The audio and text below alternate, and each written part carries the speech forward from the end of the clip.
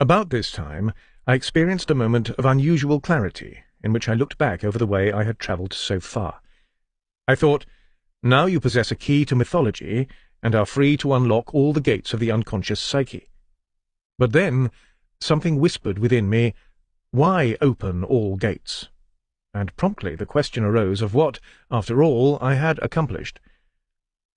I had explained the myths of peoples of the past. I had written a book about the hero, the myth in which man has always lived. But in what myth does man live nowadays? In the Christian myth, the answer might be, do you live in it? I asked myself. Certain interest. When I was working on the stone tablets, I became aware of the fateful links between me and my ancestors. I feel very strongly that I am under the influence of things or questions which were left incomplete and unanswered by my parents and grandparents and more distant ancestors. It often seems as if there were an impersonal karma within a family which is passed on from parents to children. It has always seemed to me that I had to answer questions which fate had posed to my forefathers and which had not yet been answered, or as if I had to complete or perhaps continue things which previous ages had left unfinished. It is difficult to determine whether these questions are more of a personal or more of a general, collective nature. It seems to me that the latter is the case. A collective problem, if not recognized as such, always appears as a personal problem, and in individual cases may give the impression that something is out of order in the realm of the personal psyche. The personal sphere is indeed disturbed, but such disturbances need not be primary. They may well be secondary, the consequence of an insupportable change in the social atmosphere. The cause of disturbance is, therefore, my life is what I have done, my scientific work. The one is inseparable from the other. The work is the expression of my inner development, for commitment to the contents of the unconscious forms the man and produces his transformations. My works can be regarded as stations along my life's way. All my writings may be considered tasks imposed from within. Their source was a fateful compulsion. What I wrote were things that assailed me from within myself. I permitted the spirit that moved me to speak out. I have never counted upon any strong response, any powerful resonance to my writings. They represent a compensation for our times, and I have been impelled to say what no one wants to hear. For that reason, and especially at the beginning, I often felt utterly forlorn. I knew that what I said would be unwelcome, for it is difficult for people of our times to accept the counterweight to the conscious world. Today, I can say that it is truly astonishing that I have had as much success as has been accorded me, far more than I ever could have expected. I have the feeling that I have done all that it was possible for me to do. Without a doubt, that life work could have been larger and could have been done better, but more was not within my power.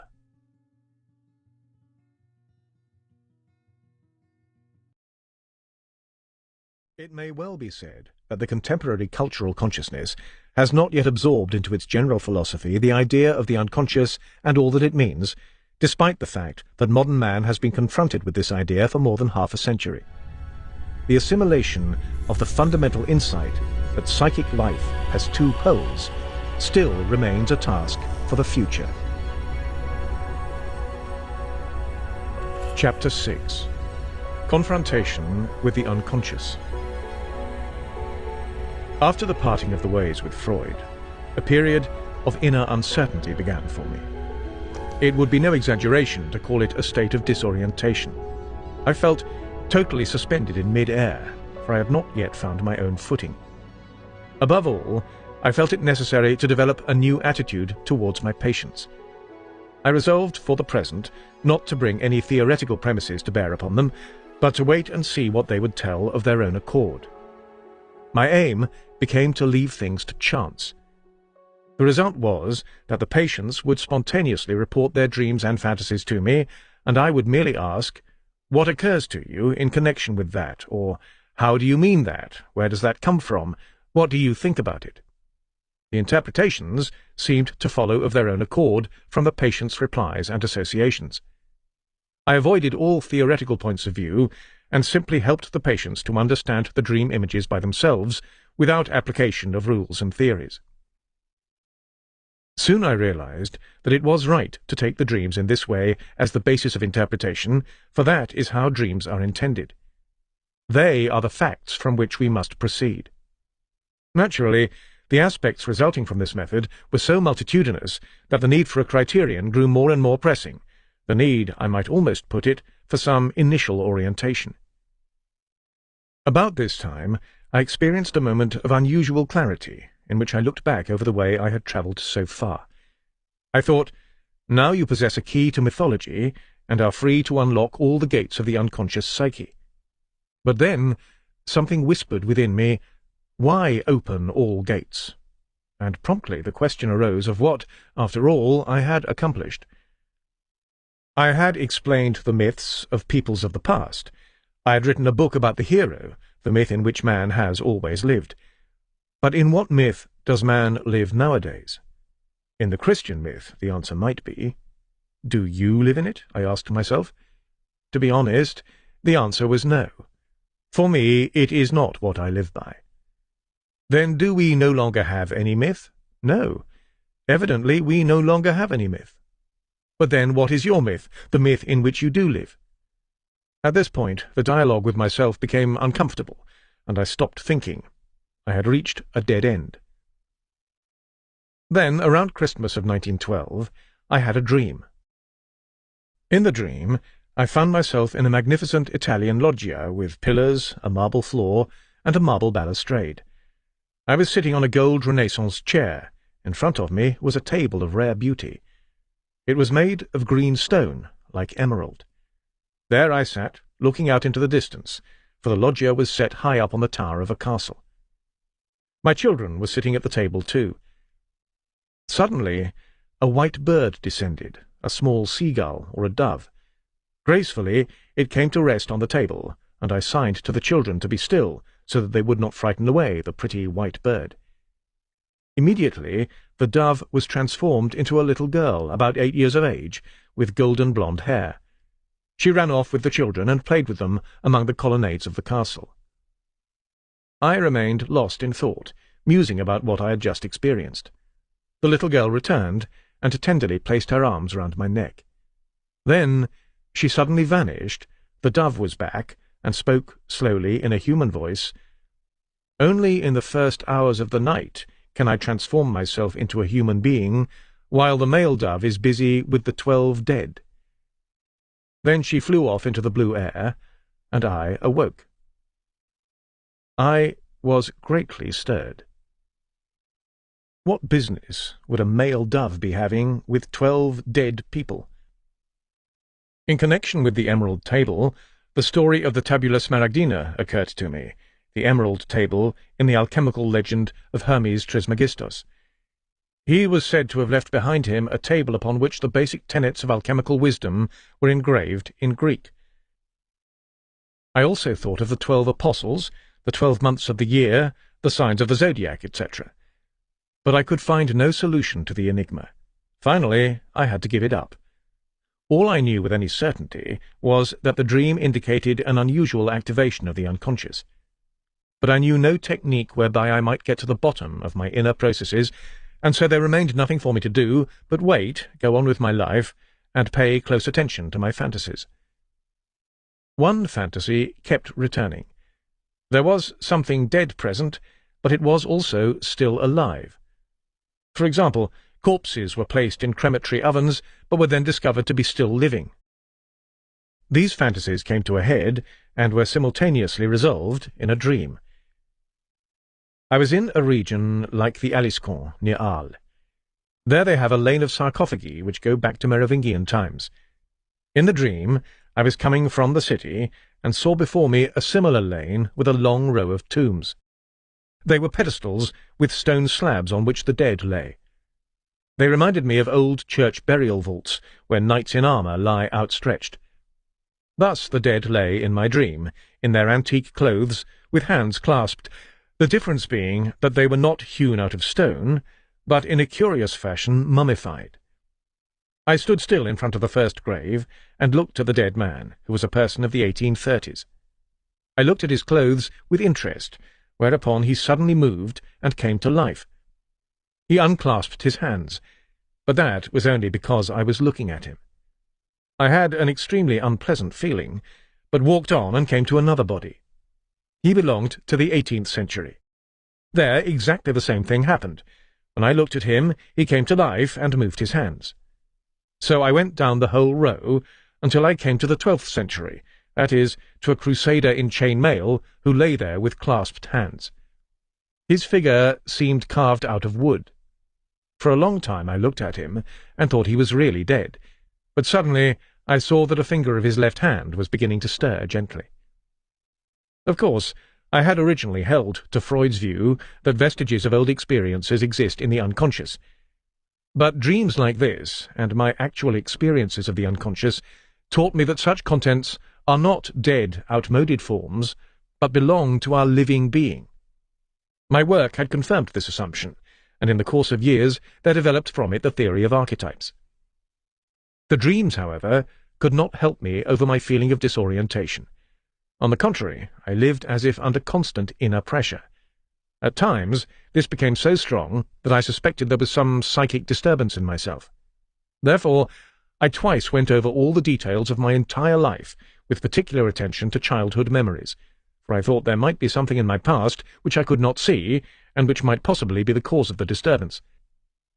But this retrospection led to nothing but a fresh acknowledgment of my own ignorance. Thereupon I said to myself, since I know nothing at all, I shall simply do whatever occurs to me.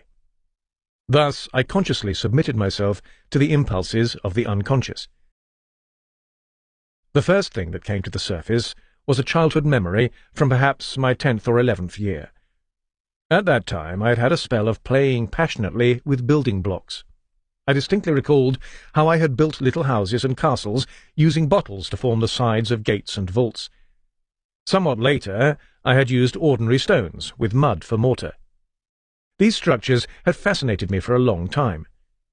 To my astonishment, this memory was accompanied by a good deal of emotion. Aha, I said to myself, there is still life in these things. The small boy is still around, and possesses a creative life which I lack. But how can I make my way to it? For as a grown man, it seemed impossible to me that I should be able to bridge the distance from the present back to my 11th year. Yet, if I wanted to re-establish contact with that period, I had no choice but to return to it and take up once more that child's life with the childish games. This moment was a turning point in my fate, but I gave in only after endless resistances and with a sense of recognition. For it was a painfully humiliating experience to realize that there was nothing to be done except play childish games. Nevertheless, I began accumulating suitable stones, gathering them partly from the lake shore and partly from the water, and I started building. Cottages, a castle, a whole village. The church was still missing, so I made a square building with a hexagonal drum on top of it and a dome. A church also requires an altar, but I hesitated to build that. Preoccupied with the question of how I could approach this task, I was walking along the lake as usual one day, picking stones out of the gravel on the shore. Suddenly I caught sight of a red stone, a four-sided pyramid about 1.5 inches high. It was a fragment of stone which had been polished into this shape by the action of the water, a pure product of chance. I knew at once this was the altar. I placed it in the middle under the dome, and as I did so, I recalled the underground phallus of my childhood dream.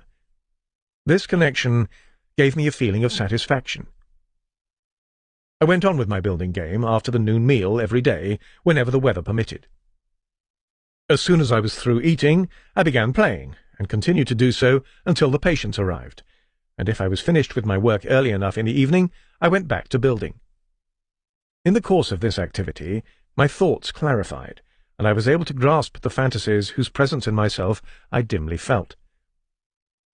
Naturally, I thought about the significance of what I was doing, and asked myself, now, really, what are you about?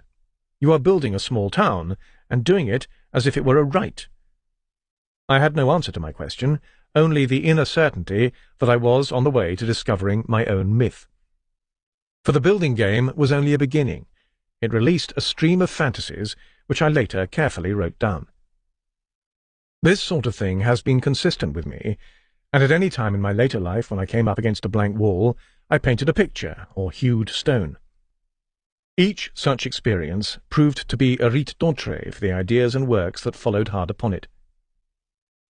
Everything that I have written this year, 1957, and last year, The Undiscovered Self, Flying Saucers, A Modern Myth, A Psychological View of Conscience, has grown out of the stone sculptures I did after my wife's death, on the 27th of November, 1955. The close of life, the end, and what it made me realize, wrenched me violently out of myself. It cost me a great deal to regain my footing, and contact with stone helped me. Towards the autumn of 1913, the pressure which I had felt was in me seemed to be moving outwards, as though there was something in the air. The atmosphere actually seemed to me darker than it had been. It was as though the sense of oppression no longer sprang exclusively from a psychic situation, but from concrete reality. This feeling grew more and more intense. In October, while I was alone on a journey, I was suddenly seized by an overpowering vision. I saw a monstrous flood covering all the northern and low-lying lands between the North Sea and the Alps.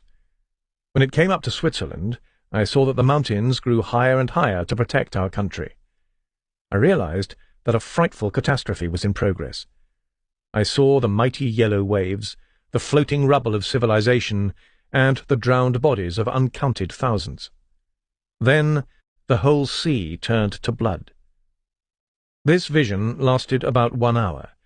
I was perplexed and nauseated, and ashamed of my weakness. 2 weeks passed. Then the vision recurred, under the same conditions, even more vividly than before, and the blood was more emphasized. An inner voice spoke. "Look at it well.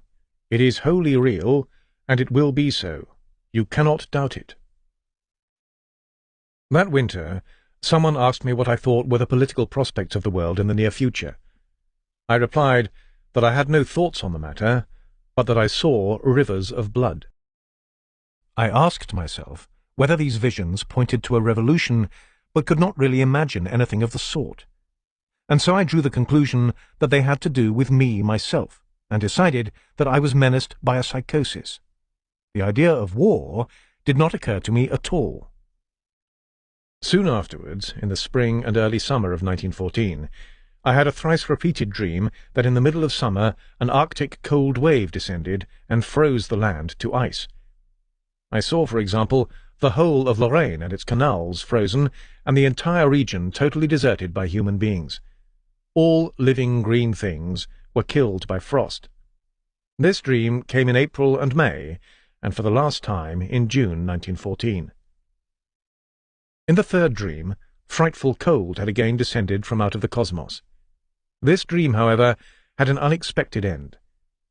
There stood a leaf-bearing tree, but without fruit, my tree of life, I thought, whose leaves had been transformed by the effects of the frost into sweet grapes full of healing juices. I plucked the grapes and gave them to a large, waiting crowd. At the end of July 1914, I was invited by the British Medical Association to deliver a lecture on the importance of the unconscious in psychopathology at a congress in Aberdeen. I was prepared for something to happen, for such visions and dreams are fateful.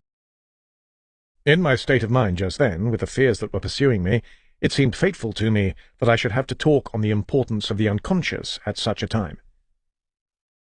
On the 1st of August, the World War broke out. Now my task was clear. I had to try to understand what had happened and to what extent my own experience coincided with that of mankind in general. Therefore, my first obligation was to probe the depths of my own psyche. I made a beginning by writing down the fantasies which had come to me during my building game. This work took precedence over everything else. An incessant stream of fantasies had been released, and I did my best not to lose my head, but to find some way to understand these strange things. I stood helpless before an alien world. Everything in it seemed difficult and incomprehensible. I was living in a constant state of tension. Often I felt as if gigantic blocks of stone were tumbling down upon me. One thunderstorm followed another. My enduring these storms was a question of brute strength. Others have been shattered by them, Nietzsche and Hölderlin and many others. But there was a demonic strength in me, and from the beginning there was no doubt in my mind that I must find the meaning of what I was experiencing in these fantasies. When I endured these assaults of the unconscious, I had an answering conviction that I was obeying a higher will, and that feeling continued to uphold me until I had mastered the task. I was frequently so wrought up that I had to do certain yoga exercises in order to hold my emotions in check. But since it was my purpose to know what was going on within myself, I would do these exercises only until I had calmed myself enough to resume my work with the unconscious. As soon as I had the feeling that I was myself again, I abandoned this restraint upon the emotions and allowed the images and inner voices to speak afresh. The Indian, on the other hand, does yoga exercises in order to obliterate completely the multitude of psychic contents and images.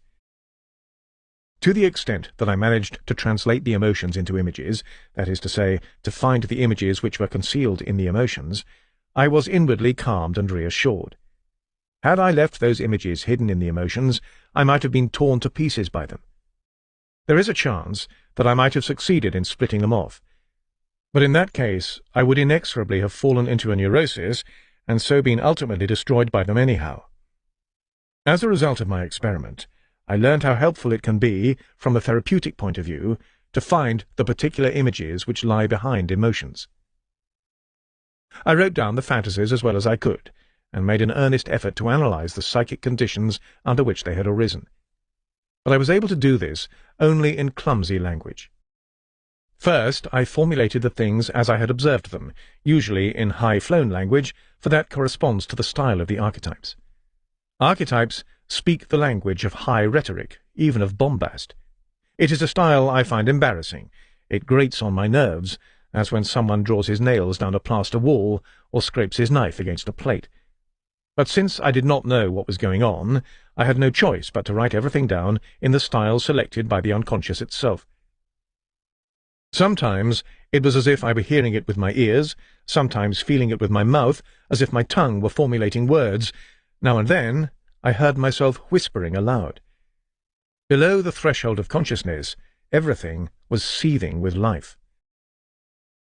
From the beginning, I had conceived my voluntary confrontation with the unconscious as a scientific experiment which I myself was conducting, and in whose outcome I was vitally interested.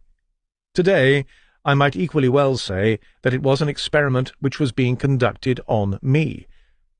One of the greatest difficulties for me lay in dealing with my negative feelings. I was voluntarily submitting myself to emotions of which I could not really approve, and I was writing down fantasies which often struck me as nonsense, and towards which I had strong resistances. For as long as we do not understand their meaning, such fantasies are a diabolical mixture of the sublime and the ridiculous. It cost me a great deal to undergo them, but I had been challenged by fate. Only by extreme effort was I finally able to escape from the labyrinth.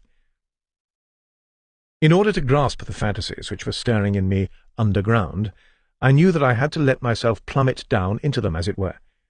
I felt not only violent resistance to this, but a distinct fear, for I was afraid of losing command of myself and becoming a prey to the fantasies, and as a psychiatrist I realized only too well what that meant. After prolonged hesitation, however, I saw that there was no other way out. I had to take the chance, had to try to gain power over them, for I realized that if I did not do so, I ran the risk of their gaining power over me. A cogent motive for my making the attempt was the conviction that I could not expect of my patients something I did not dare to do myself. The excuse that a helper stood at their side would not pass muster, for I was well aware that the so-called helper, that is myself, could not help them unless he knew their fantasy material from his own direct experience, and that at present all he possessed were a few theoretical prejudices of dubious value. This idea, that I was committing myself to a dangerous enterprise not for myself alone, but also for the sake of my patients, helped me over several critical phases. It was during Advent of the year 1913, the 12th of December to be exact, that I resolved upon the decisive step. I was sitting at my desk once more, thinking over my fears. Then I let myself drop. Suddenly, It was as though the ground literally gave way beneath my feet, and I plunged down into dark depths. I could not fend off a feeling of panic. But then, abruptly, at not too great a depth, I landed on my feet in a soft, sticky mass. I felt great relief, although I was apparently in complete darkness. After a while my eyes grew accustomed to the gloom, which was rather like a deep twilight. Before me was the entrance to a dark cave, in which stood a dwarf with a leathery skin, as if he were mummified. I squeezed past him through the narrow entrance, and waded knee-deep through icy water to the other end of the cave, where, in a projecting rock, I saw a glowing red crystal. I grasped the stone, lifted it, and discovered a hollow underneath. At first I could make out nothing, but then I saw that there was running water. In it a corpse floated by, a youth with blonde hair and a wound in the head. He was followed by a gigantic black scarab, and then by a red, newborn sun rising up out of the depths of the water. Dazzled by the light, I wanted to replace the stone upon the opening, but then a fluid welled out. It was blood. A thick jet of it leaped up, and I felt nauseated. It seemed to me that the blood continued to spurt for an unendurably long time. At last it ceased, and the vision came to an end. I was stunned by this vision. I realized, of course, that it was a hero and solar myth, a drama of death and renewal, the rebirth symbolized by the Egyptian scarab.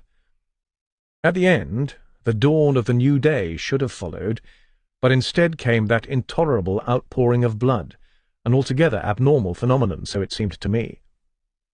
But then I recalled the vision of blood that I had had in the autumn of that same year, and I abandoned all further attempt to understand. 6 days later, the 18th of December, 1913, I had the following dream.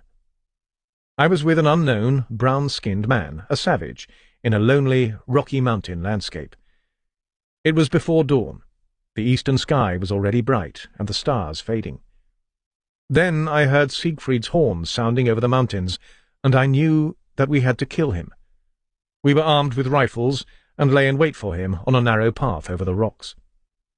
Then Siegfried appeared high up on the crest of the mountain, in the first ray of the rising sun. On a chariot made of the bones of the dead, he drove at furious speed down the precipitous slope. When he turned a corner, we shot at him, and he plunged down, struck dead. Filled with disgust and remorse for having destroyed something so great and beautiful, I turned to flee, impelled by the fear that the murder might be discovered. But a tremendous downfall of rain began, and I knew that it would wipe out all traces of the dead. I had escaped the danger of discovery. Life could go on, but an unbearable feeling of guilt remained. When I awoke from the dream, I turned it over in my mind, but was unable to understand it. I tried, therefore, to fall asleep again, but a voice within me said, "You must understand the dream, and must do so at once." The inner urgency mounted until the terrible moment came when the voice said, "If you do not understand the dream, you must shoot yourself." In the drawer of my night table lay a loaded revolver, and I became frightened. Then I began pondering once again, and suddenly the meaning of the dream dawned on me. Why, that is the problem that is being played out in the world. Siegfried, I thought, represents what the Germans want to achieve, heroically to impose their will, have their own way. Where there is a will, there is a way. I had wanted to do the same, but now that was no longer possible. The dream showed that the attitude embodied by Siegfried, the hero, no longer suited me. Therefore, it had to be killed. After the deed, I felt an overpowering compassion, as though I myself had been shot, a sign of my secret identity with Siegfried, as well as of the grief a man feels when he is forced to sacrifice his ideal and his conscious attitudes. This identity and my heroic idealism had to be abandoned, for there are higher things than the ego's will, and to these one must bow. These thoughts sufficed for the present, and I fell asleep again. The small, brown-skinned savage who accompanied me and had actually taken the initiative in the killing was an embodiment of the primitive shadow. The rain showed that the tension between consciousness and the unconscious was being resolved. Although at the time I was not able to understand the meaning of the dream beyond these few hints, new forces were released in me which helped me to carry the experiment with the unconscious to a conclusion. In order to seize hold of the fantasies, I frequently imagined a steep descent.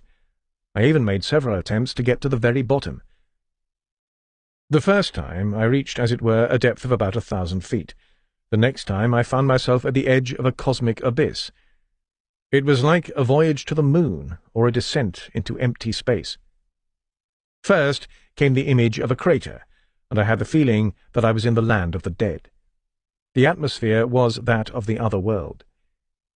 Near the steep slope of a rock, I caught sight of two figures, an old man with a white beard and a beautiful young girl. I summoned up my courage and approached them as though they were real people, and listened attentively to what they told me. The old man explained that he was Elijah, and that gave me a shock.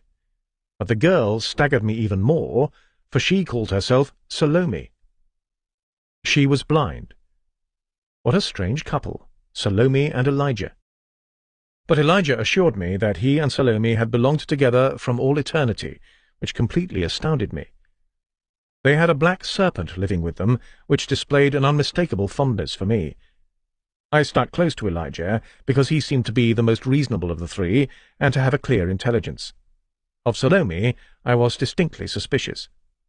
Elijah and I had a long conversation which, however, I did not understand. Naturally, I tried to find a plausible explanation for the appearance of biblical figures in my fantasy by reminding myself that my father had been a clergyman. But that really explained nothing at all. For what did the old man signify? What did Salome signify? Why were they together? Only many years later, when I knew a great deal more than I knew then, did the connection between the old man and the young girl appear perfectly natural to me. In such dream wanderings, one frequently encounters an old man who is accompanied by a young girl, and examples of such couples are to be found in many mythic tales. Thus, according to Gnostic tradition, Simon Magus went about with a young girl whom he had picked up in a brothel. Her name was Helen, and she was regarded as the reincarnation of the Trojan Helen. Klingsor and Kundry, Lao Tzu, and the dancing girl likewise belong to this category. I have mentioned that there was a third figure in my fantasy besides Elijah and Salome, the large black snake. In myths, the snake is a frequent counterpart of the hero. There are numerous accounts of their affinity. For example, the hero has eyes like a snake, or after his death he is changed into a snake and revered as such, or the snake is his mother, etc. In my fantasy, therefore, the presence of the snake was an indication of a hero myth. Salome is an anima figure. She is blind because she does not see the meaning of things. Elijah is the figure of the wise old prophet and represents the factor of intelligence and knowledge, Salome the erotic element. One might say that the two figures are personifications of Logos and Eros, but such a definition would be excessively intellectual. It is more meaningful to let the figures be what they were for me at the time, namely events and experiences. Soon after this fantasy, another figure rose out of the unconscious. He developed out of the Elijah figure. I called him Philemon. Philemon was a pagan and brought with him an Egypto-Hellenic atmosphere with a Gnostic coloration. His figure first appeared to me in the following dream. There was a blue sky, like the sea, covered not by clouds, but by flat, brown clods of earth. It looked as if the clods were breaking apart, and the blue water of the sea were becoming visible between them. But the water was the blue sky. Suddenly there appeared from the right a winged being sailing across the sky. I saw that it was an old man with the horns of a bull. He held a bunch of 4 keys, one of which he clutched as if he were about to open a lock. He had the wings of a kingfisher, with its characteristic colours. Since I did not understand this dream image, I painted it in order to impress it upon my memory. During the days when I was occupied with the painting, I found in my garden by the lake shore a dead kingfisher. I was thunderstruck, for kingfishers are quite rare in the vicinity of Zurich, and I have never since found a dead one. The body was recently dead, at the most 2 or 3 days, and showed no external injuries. Philemon and other figures of my fantasies brought home to me the crucial insight that there are things in the psyche which I do not produce, but which produce themselves and have their own life. Philemon represented a force which was not myself. In my fantasies, I held conversations with him, and he said things which I had not consciously thought. For I observed clearly that it was he who spoke, not I. He said I treated thoughts as if I generated them myself, but in his view, thoughts were like animals in the forest, or people in a room, or birds in the air, and added, if you should see people in a room, you would not think that you had made those people, or that you were responsible for them. It was he who taught me psychic objectivity, the reality of the psyche. Through him, the distinction was clarified between myself and the object of my thought. He confronted me in an objective manner, and I understood that there is something in me which can say things that I do not know and do not intend, things which may even be directed against me. Psychologically, Philemon represented superior insight. He was a mysterious figure to me. At times he seemed to me quite real, as if he were a living personality. I went walking up and down the garden with him, and to me he was what the Indians call a guru. Whenever the outlines of a new personification appeared, I felt it almost as a personal defeat. It meant, here is something else you didn't know until now. Fear crept over me that the succession of such figures might be endless, that I might lose myself in bottomless abysses of ignorance. My ego felt devalued, although the successes I had been having in worldly affairs might have reassured me.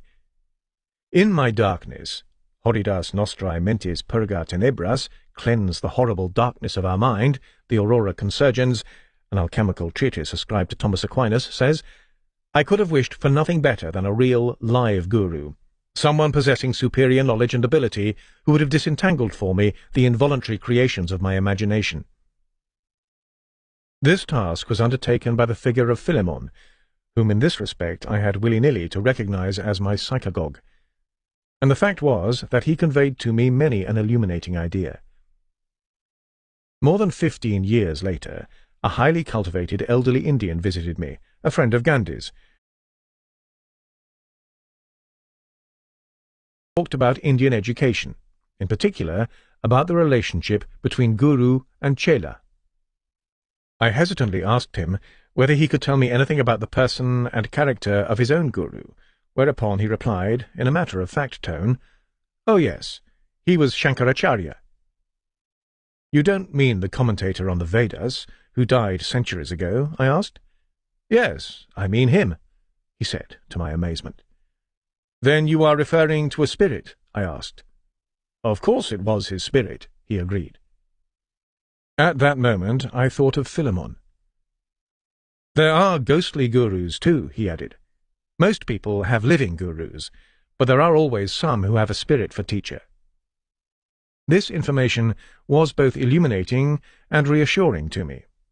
Evidently, then, I had not plummeted right out of the human world, but had only experienced the sort of thing that could happen to others who made similar efforts. Later, Philemon became relativized by the emergence of yet another figure, whom I called Ka. In ancient Egypt, the king's Ka was his earthly form, the embodied soul. In my fantasy, the Ka soul came from below, out of the earth, as if out of a deep shaft. I did a painting of him, showing him in his earthbound form, as a herm with base of stone and upper part of bronze. High up in the painting appears a kingfisher's wing, and between it and the head of Ka floats a round, glowing nebula of stars. Ka's expression has something demonic about it, one might also say Mephistophelian. In one hand he holds something like a coloured pagoda, or a reliquary, and in the other a stylus with which he is working on the reliquary. He is saying, "I am he who buries the gods in gold and gems." Philemon had a lame foot, but was a winged spirit, whereas Ka represented a kind of earth demon, or metal demon. Philemon was the spiritual aspect, or meaning, Ka, on the other hand, was a spirit of nature, like the anthroparion of Greek alchemy, with which at the time I was still unfamiliar. Footnote: the anthroparion is a tiny man, a kind of homunculus. He is found, for example, in the visions of Zosimos of Panopolis, an important alchemist of the 3rd century. To the group which includes the anthroparion belong the gnomes, the dactyls of classical antiquity, and the homunculi of the alchemists. As the spirit of Quicksilver, the alchemical Mercurius was also an anthroparion. Ka was he who made everything real, but who also obscured the halcyon spirit, meaning, or replaced it by beauty, the eternal reflection. In time, I was able to integrate both figures through the study of alchemy. When I was writing down these fantasies, I once asked myself, what am I really doing? Certainly this has nothing to do with science. But then, what is it? Whereupon a voice within me said, it is art. I was astonished. It had never entered my head that what I was writing had any connection with art. Then I thought, perhaps my unconscious is forming a personality that is not me, but which is insisting on coming through to expression. I knew for a certainty that the voice had come from a woman. I recognized it as the voice of a patient, a talented psychopath who had a strong transference to me. She had become a living figure within my mind. Obviously, what I was doing wasn't science. What then could it be but art? It was as though these were the only alternatives in the world. That is the way a woman's mind works. I said very emphatically to this voice that my fantasies had nothing to do with art, and I felt a great inner resistance. No voice came through, however, and I kept on writing. Then came the next assault, and again the same assertion, that is art. This time I caught her and said, no, it is not art. On the contrary, it is nature, and prepared myself for an argument. When nothing of the sort occurred, I reflected that the woman within me did not have the speech centres I had, and so I suggested that she use mine. She did so, and came through with a long statement. I was greatly intrigued by the fact that a woman should interfere with me from within. My conclusion was that she must be the soul in the primitive sense, and I began to speculate on the reasons why the name anima was given to the soul. Why was it thought of as feminine? Later, I came to see that this inner feminine figure plays a typical or archetypical role in the unconsciousness of a man, and I called her the anima. The corresponding figure in the unconscious of woman I called the animus. At first it was the negative aspect of the anima that most impressed me. I felt a little awed by her. It was like the feeling of an invisible presence in the room. Then a new idea came to me. In putting down all this material for analysis, I was in effect writing letters to the anima, that is, to a part of myself with a different viewpoint from my conscious one. I got remarks of an unusual and unexpected character. I was like a patient in analysis with a ghost and a woman. Every evening I wrote very conscientiously, for I thought if I did not write, there would be no way for the anima to get at my fantasies. Also, by writing them out, I gave her no chance to twist them into intrigues. There is a tremendous difference between intending to tell something and actually telling it. In order to be as honest as possible with myself, I wrote everything down very carefully, following the old Greek maxim, give away all that thou hast, then shalt thou receive. Often, as I was writing, I would have peculiar reactions that threw me off. Slowly, I learned to distinguish between myself and the interruption. When something emotionally vulgar or banal came up, I would say to myself, it is perfectly true that I have thought and felt this way at some time or other, but I don't have to think and feel that way now. I need not accept this banality of mine in perpetuity. That is an unnecessary humiliation. The essential thing is to differentiate oneself from these unconscious contents by personifying them, and at the same time to bring them into relationship with consciousness. That is the technique for stripping them of their power. It is not too difficult to personify them, as they always possess a certain degree of autonomy, a separate identity of their own. Their autonomy is a most uncomfortable thing to reconcile oneself to, and yet the very fact that the unconscious presents itself in that way gives us the best means of handling it. What the anima said seemed to me full of a deep cunning. If I had taken these fantasies of the unconscious as art, they would have carried no more conviction than visual perceptions, as if I were watching a movie. I would have felt no moral obligation towards them. The anima might then have easily seduced me into believing that I was a misunderstood artist, and that my so-called artistic nature gave me the right to neglect reality. If I had followed her voice, she would in all probability have said to me one day, "Do you imagine the nonsense you're engaged in is really art? Not a bit." Thus, the insinuations of the anima, the mouthpiece of the unconscious, can utterly destroy a man. In the final analysis, the decisive factor is always consciousness, which can understand the manifestations of the unconscious and take up a position towards them. But the anima has a positive aspect as well. It is she who communicates the images of the unconscious to the conscious mind, and that is what I chiefly valued her for. For decades, I always turned to the anima when I felt that my emotional behavior was disturbed and that something had been constellated in the unconscious. I would then ask the anima, "Now what are you up to? What do you see? I should like to know." After some resistance, she regularly produced an image. As soon as the image was there, the unrest or the sense of oppression vanished. The whole energy of these emotions was transformed into interest in and curiosity about the image. I would speak with the anima about the images she communicated to me, for I had to try to understand them as best I could, just like a dream. Today, I no longer need these conversations with the anima, for I no longer have such emotions. But if I did have them, I would deal with them in the same way. Today, I am directly conscious of the anima's ideas because I have learnt to accept the contents of the unconscious and to understand them. I know how I must behave towards the inner images. I can read their meaning directly from my dreams, and therefore no longer need a mediator to communicate them. I wrote these fantasies down first in the black book. Later, I transferred them to the red book, which I also embellished with drawings. Footnote: the black book consists of 6 black-bound, smallish leather notebooks.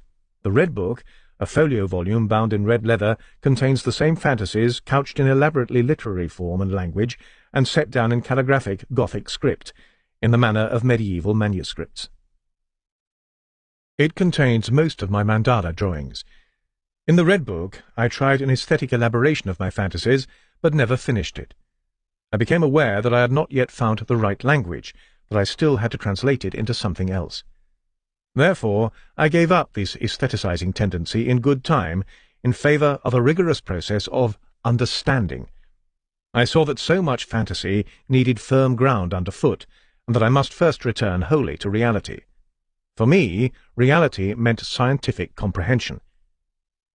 I had to draw concrete conclusions from the insights the unconscious had given me, and that task was to become a life work. It is, of course, ironical that I, a psychiatrist, should, at almost every step of my experiment, have run into the same psychic material which is the stuff of psychosis and is found in the insane. This is the fund of unconscious images which fatally confuse the mental patient. But it is also the matrix of a mythopoeic imagination which has vanished from our rational age. Though such imagination is present everywhere, it is both tabooed and dreaded, so that it even appears to be a risky experiment or a questionable adventure to entrust oneself to the uncertain path that leads into the depths of unconscious. It is considered the path of error, of equivocation and misunderstanding. I am reminded of Goethe's words, "Now let me dare to open wide the gate, past which men's steps have never flinching trod." The second part of Faust, too, was more than a literary exercise. It is a link in the Aurea Catena, which has existed from the beginnings of philosophical alchemy and Gnosticism down to Nietzsche's Zarathustra. Footnote: the golden or Homeric chain in alchemy is the series of great wise men, beginning with Hermes Trismegistos, which links earth with heaven. Unpopular, ambiguous, and dangerous, it is a voyage of discovery to the other pole of the world. Particularly at this time, when I was working on the fantasies, I needed a point of support in this world, and I may say my family and my professional work were that to me. It was most essential for me to have a normal life in the real world as a counterpoise to that strange inner world. My family and my profession remained the base to which I could always return, assuring me that I was an actually existing, ordinary person. The unconscious contents could have driven me out of my wits, but my family, and the knowledge, I have a medical diploma from a Swiss university, I must help my parents, I have a wife and 5 children, I live at 228 Seestrasse in Kusnacht, these were actualities which made demands upon me and proved to me again and again that I really existed, that I was not a blank page whirling about in the winds of the spirit, like Nietzsche. Nietzsche had lost the ground under his feet because he possessed nothing more than the inner world of his thoughts, which incidentally possessed him more than he it. He was uprooted and hovered above the earth, and therefore he succumbed to exaggeration and irreality. For me, such irreality was the quintessence of horror, for I aimed, after all, at this world and this life. No matter how deeply absorbed or how blown about I was, I always knew that everything I was experiencing was ultimately directed at this real life of mine. I meant to meet its obligations and fulfill its meanings. My watchword was hic Rhodus, hic Salta. Thus, my family and my profession always remained a joyful reality and a guarantee that I also had a normal existence. Very gradually, the outlines of an inner change began making their appearance within me. In 1916, I felt an urge to give shape to something. I was compelled from within, as it were, to formulate and express what might have been said by Philemon. This was how the Septem Sermones ad Motuos, with its peculiar language, came into being. It began with a restlessness, but I did not know what it meant or what they wanted of me. There was an ominous atmosphere all around me. I had the strange feeling that the air was filled with ghostly entities. Then it was as if my house began to be haunted. My eldest daughter saw a white figure passing through the room. My second daughter, independently of her elder sister, related that twice in the night her blanket had been snatched away, and that same night my 9-year-old son had an anxiety dream. In the morning he asked his mother for crayons, and he, who ordinarily never drew, now made a picture of his dream. He called it the picture of the fisherman. Through the middle of the picture ran a river, and a fisherman with a rod was standing on the shore. He had caught a fish. On the fisherman's head was a chimney, from which flames were leaping and smoke rising. From the other side of the river the devil came flying through the air. He was cursing because his fish had been stolen. But above the fisherman hovered an angel who said, "You cannot do anything to him. He only catches the bad fish." My son drew this picture on a Saturday. Around 5 o'clock in the afternoon on Sunday, the front doorbell began ringing frantically. It was a bright summer day. The 2 maids were in the kitchen, from which the open square outside the front door could be seen. Everyone immediately looked to see who was there, but there was no one in sight. I was sitting near the doorbell, and not only heard it, but saw it moving. We all simply stared at one another. The atmosphere was thick, believe me. Then I knew that something had to happen. The whole house was filled as if there were a crowd present, crammed full of spirits. They were packed deep right up to the door, and the air was so thick it was scarcely possible to breathe. As for myself, I was all a-quiver with the question, "For God's sake, what in the world is this?" Then they cried out in chorus, "We have come back from Jerusalem, where we found not what we sought." That is the beginning of the Septem Sermones. Then it began to flow out of me, and in the course of 3 evenings the thing was written. As soon as I took up the pen, the whole ghostly assemblage evaporated. The room quieted, and the atmosphere cleared. The haunting over. The experience has to be taken for what it was, or as it seems to have been. No doubt it was connected with the state of emotion I was in at the time, and which was favourable to parapsychological phenomena. It was an unconscious constellation whose peculiar atmosphere I recognized as the numen of an archetype. It walks abroad, it's in the air. The intellect, of course, would like to arrogate to itself some scientific, physical knowledge of the affair, or preferably to write the whole thing off as a violation of the rules. But what a dreary world it would be if the rules were not violated sometimes. Shortly before this experience, I had written down a fantasy of my soul having flown away from me. This was a significant event. The soul, the anima, establishes the relationship to the unconscious. In a certain sense, this is also a relationship to the collectivity of the dead. The unconscious corresponds to the mythic land of the dead, the land of the ancestors. If, therefore, one has a fantasy of the soul vanishing, this means that it has withdrawn into the unconscious or into the land of the dead. There it produces a mysterious animation and gives visible forms to the ancestral traces, the collective contents. Like a medium, it gives the dead a chance to manifest themselves. Therefore, soon after the disappearance of my soul, the dead appeared to me, and the result was the Septem Sermones. This is an example of what is called loss of soul, a phenomenon encountered quite frequently among primitives. From that time on, the dead have become ever more distinct for me as the voices of the unanswered, unresolved, and unredeemed.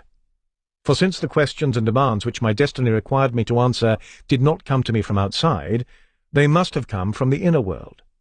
These conversations with the dead formed a kind of prelude to what I had to communicate to the world about the unconscious, a kind of pattern of order and interpretation of its general contents. When I look back upon it all today and consider what happened to me during the period of my work on the fantasies, it seems as though a message had come to me with overwhelming force. There were things in the images which concerned not only myself, but many others also. It was then that I ceased to belong to myself alone, ceased to have the right to do so. From then on, my life belonged to the generality. The knowledge I was concerned with, or was seeking, still could not be found in the science of those days. I myself had to undergo the original experience, and moreover, try to plant the results of my experience in the soil of reality. Otherwise, they would have remained subjective assumptions without validity. It was then that I dedicated myself to service of the psyche. I loved it and hated it, but it was my greatest wealth. My delivering myself over to it, as it were, was the only way by which I could endure my existence and live it as fully as possible. Today, I can say that I have never lost touch with my initial experiences. All my works, all my creative activity has come from those initial fantasies and dreams which began in 1912, almost 50 years ago. Everything that I accomplished in later life was already contained in them, although at first only in the form of emotions and images. My science was the only way I had of extricating myself from that chaos. Otherwise, the material would have trapped me in its thicket, strangled me like jungle creepers. I took great care to try to understand every single image, every item of my psychic inventory, and to classify them scientifically, so far as this was possible, and above all, to realize them in actual life. That is what we usually neglect to do. We allow the images to rise up, and maybe we wonder about them, but that is all. We do not take the trouble to understand them, let alone draw ethical conclusions from them. This stopping short conjures up the negative effects of the unconscious. It is equally a grave mistake to think that it is enough to gain some understanding of the images and that knowledge can here make a halt.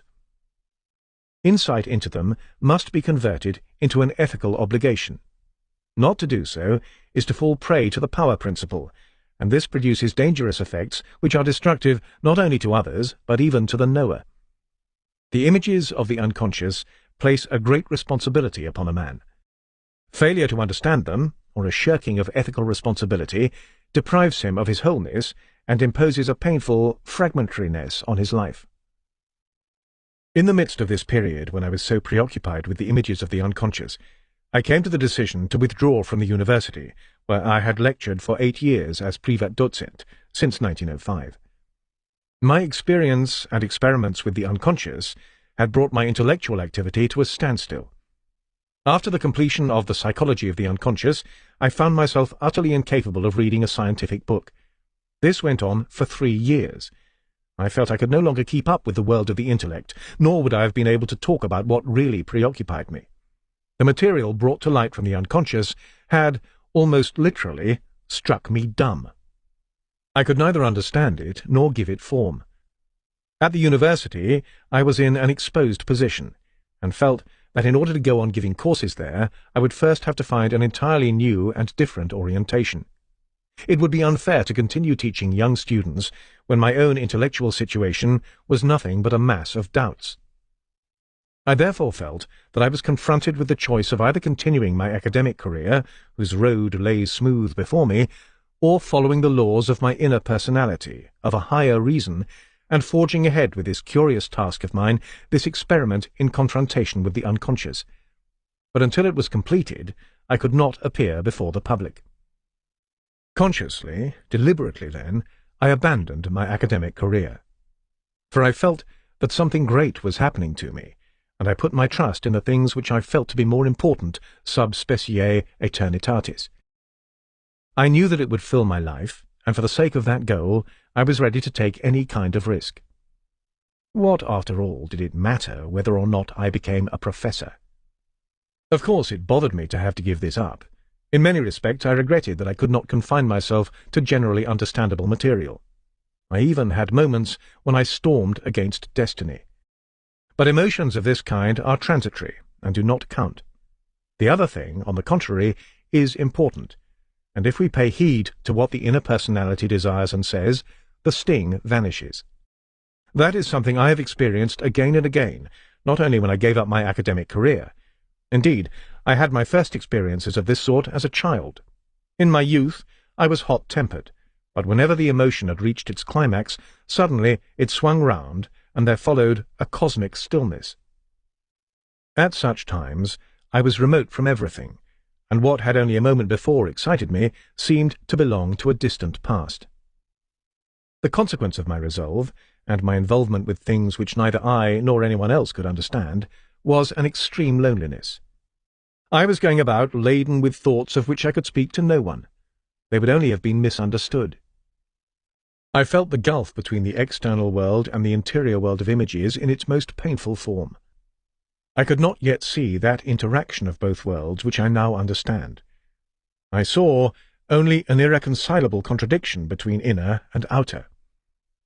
However, it was clear to me from the start that I could find contact with the outer world and with people only if I succeeded in showing, and this would demand the most intensive effort, that the contents of psychic experience are real, and real not only as my own personal experiences, but as collective experiences which others also have.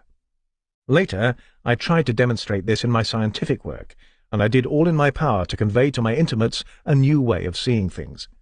I knew that if I did not succeed, I would be condemned to absolute isolation. It was only towards the end of the First World War that I gradually began to emerge from the darkness. 2 events contributed to this. The first was that I broke with the woman who was determined to convince me that my fantasies had artistic value. The second and principal event was that I began to understand mandala drawings.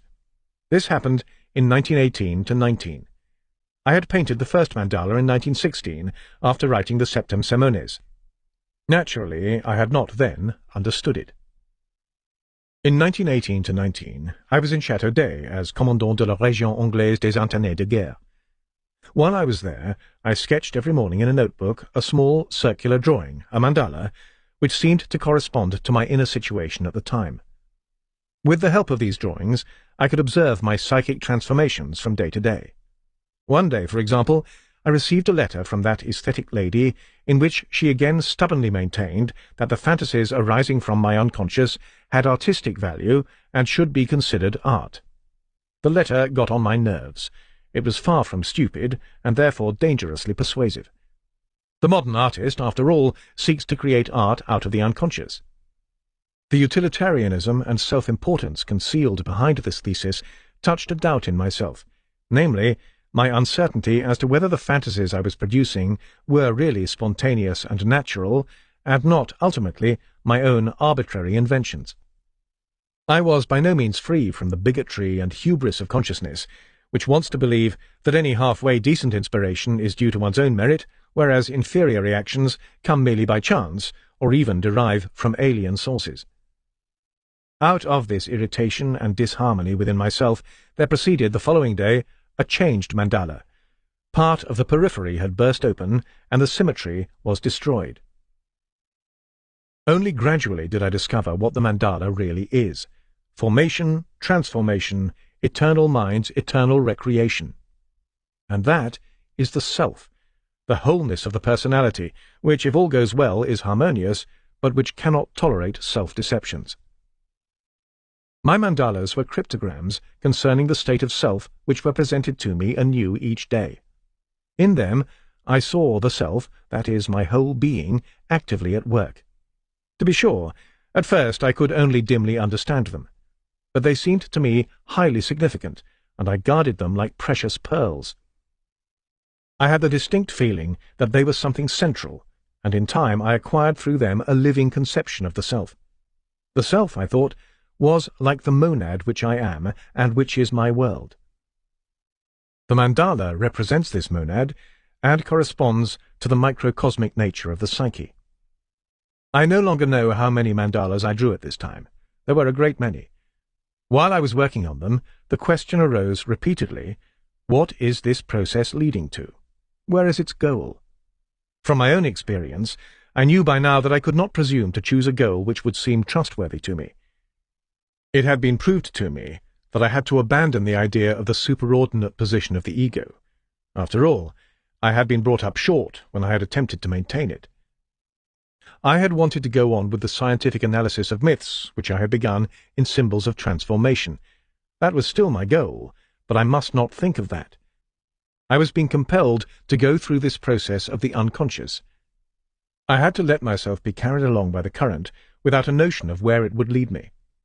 When I began drawing the mandalas, however, I saw that everything, all the paths I had been following, all the steps I had taken, were leading back to a single point, namely, to the midpoint. It became increasingly plain to me that the mandala is the centre. It is the exponent of all paths. It is the path to the centre, to individuation. During those years, between 1918 and 1920, I began to understand that the goal of psychic development is the self. There is no linear evolution. There is only a circumambulation of the self. Uniform development exists, at most, only at the beginning. Later, everything points towards the centre. This insight gave me stability, and gradually my inner peace returned. I knew that in finding the mandala as an expression of the self, I had attained what was for me the ultimate. Perhaps someone else knows more, but not I. Some years later, in 1927, I obtained confirmation of my ideas about the centre and the self by way of a dream. I represented its essence in a mandala which I called Window on Eternity. The picture is reproduced in The Secret of the Golden Flower. A year later, I painted a second picture, likewise a mandala, with a golden castle in the centre. When it was finished, I asked myself, why is this so Chinese? I was impressed by the form and choice of colours, which seemed to me Chinese, although there was nothing outwardly Chinese about it. Yet that was how it affected me. It was a strange coincidence that shortly afterwards I received a letter from Richard Wilhelm enclosing the manuscript of a Taoist alchemical treatise entitled The Secret of the Golden Flower, with a request that I write a commentary on it. I devoured the manuscript at once, for the text gave me an undreamed-of confirmation of my ideas about the mandala and the circumambulation of the centre. That was the first event which broke through my isolation. I became aware of an affinity. I could establish ties with something and someone. In remembrance of this coincidence, this synchronicity, I wrote underneath the picture which had made so Chinese an impression on me, in 1928, when I was painting this picture, showing the golden, well-fortified castle, Richard Wilhelm in Frankfurt sent me the 1,000-year-old Chinese text on the yellow castle, the germ of the immortal body. This is the dream I mentioned earlier. I found myself in a dirty, sooty city. It was night and winter and dark and raining. I was in Liverpool. With a number of Swiss, say half a dozen, I walked through the dark streets. I had the feeling that there we were coming from the harbour, and that the real city was actually up above on the cliffs. We climbed up there. It reminded me of Basel, where the market is down below, and then you go up through the Totengassen, Alley of the Dead, which leads to a plateau above, and so to the Petersplatz and the Peterskirche. When we reached the plateau, we found a broad square dimly illuminated by streetlights into which many streets converged. The various quarters of the city were arranged radially around the square. In the centre was a round pool, and in the middle of it a small island. While everything round about was obscured by rain, fog, smoke, and dimly lit darkness, the little island blazed with sunlight. On it stood a single tree, a magnolia, in a shower of reddish blossoms. It was as though the tree stood in the sunlight and was, at the same time, the source of light. My companions commented on the abominable weather, and obviously did not see the tree. They spoke of another Swiss who was living in Liverpool, and expressed surprise that he should have settled here. I was carried away by the beauty of the flowering tree and the sunlit island, and thought, I know very well why he has settled here. Then I awoke. On one detail of the dream, I must add a supplementary comment. The individual quarters of the city were themselves arranged radially around a central point. This point formed a small open square illuminated by a larger street lamp, and constituted a small replica of the island. I knew that the other Swiss lived in the vicinity of one of these secondary centres. This dream represented my situation at the time. I can still see the greyish-yellow raincoats glistening with the wetness of the rain. Everything was extremely unpleasant, black and opaque, just as I felt then. But I had had a vision of unearthly beauty, and that was why I was able to live at all. Liverpool is the pool of life. The liver, according to an old view, is the seat of life, that which makes to live. This dream brought with it a sense of finality. I saw that here the goal had been revealed. One could not go beyond the centre.